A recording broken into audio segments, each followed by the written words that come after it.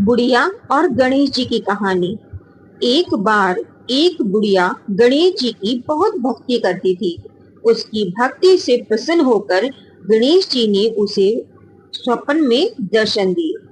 गणेश जी ने उसे एक वरदान मांगने के लिए कहा। बुढ़िया कहने लगी कि गणेश जी महाराज, मुझे तो मांगना ही नहीं आता। गणेश जी बोले, ठीक है, मैं कल फिर से तुम्हारे सपने में दर्शन दूंगा। तब तक तुम सोच लो कि तुमको कौन सा वरदान मांगना है।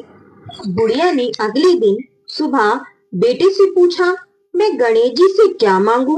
बुढ़िया का बेटा बोला, माँ, तू गणेश जी से बहुत सा धन दौलत मांग ले, हमारी गरीबी दूर हो जाएगी। बुढ़िया ने बहू से सलाह मांगी तो वो बोली, सासू माँ, गणेश जी से पोता मांग लो।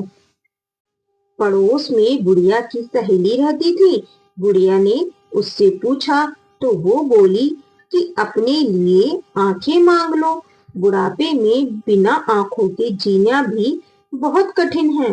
बेटा बहू तो अपने सुख की चीजें मांग रहे हैं, लेकिन मुझे लगता है कि तुमको अपने लिए कुछ मांगना चाहिए।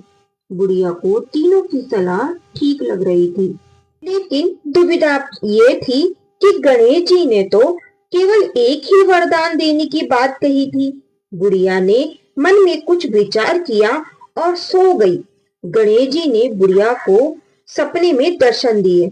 गणेश जी ने पूछा कि मैया, विचार कर लिया कि कौन सा वरदान मांगना है?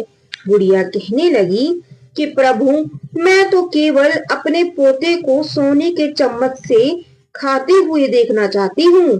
गणेश जी मुस्कुराते हुए बोले, मैया, तू तो कह रही थी कि मुझे मांगना नहीं आता, लेकिन तुमने तो मुझे ठग लिया।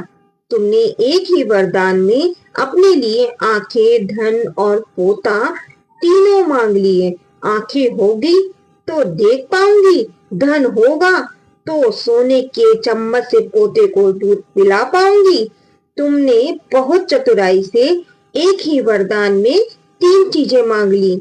मैं तुम्हारी भक्ति और बुद्धिमता से दोनों चीजों से बहुत खुश हूँ।